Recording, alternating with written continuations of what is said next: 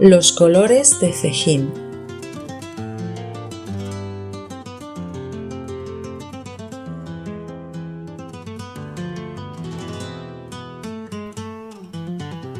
Las primeras luces del alba bañaban las colinas de Cejín cuando Esther abrió las ventanas de su casa en la judería.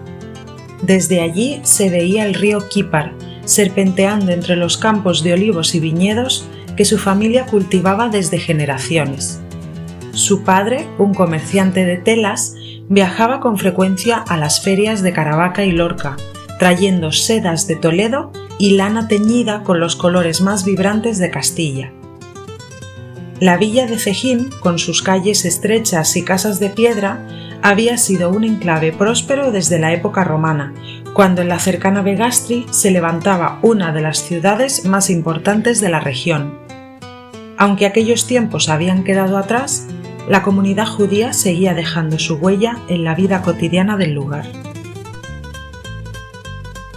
Cada viernes, el bullicio de la plaza crecía con los preparativos del Shabbat. Las mujeres amasaban jalá, los niños corrían entre los puestos de fruta y especias, y en la sinagoga el rabino Yitzhak ben Abraham repasaba el sermón que compartiría al anochecer.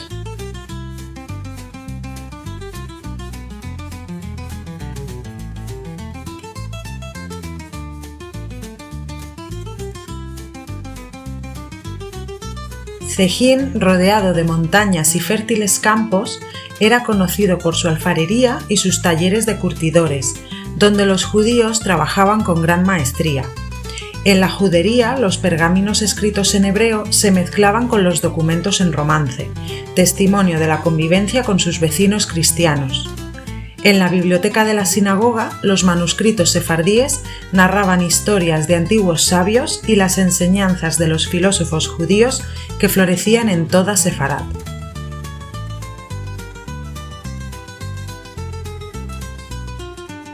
Esther admiraba aquella cultura rica y vibrante. A menudo visitaba la casa de su tía Rebeca, una mujer de espíritu jovial que cantaba romances en ladino. Allí las mujeres de la comunidad se reunían a bordar telas con hilos dorados mientras compartían recetas y relatos de antiguas generaciones.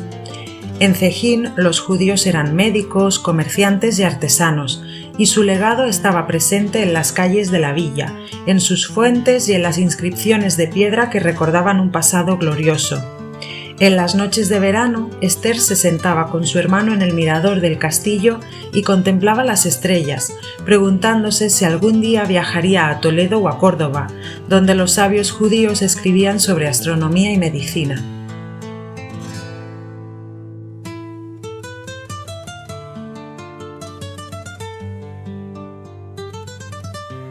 El día de su boda con Daniel, un joven escriba que copiaba manuscritos en hebreo y romance, la casa de Miriam se llenó de luces y alegría.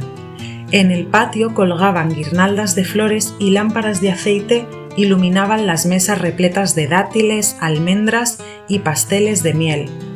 Los músicos tocaban el pandero y la flauta, mientras los invitados danzaban al ritmo de antiguas melodías sefardíes. Su abuela le tomó las manos y le susurró: «Siempre recuerda quién eres, Esther. Sefarad está en nuestra sangre, en nuestras palabras, en nuestra forma de vivir y soñar».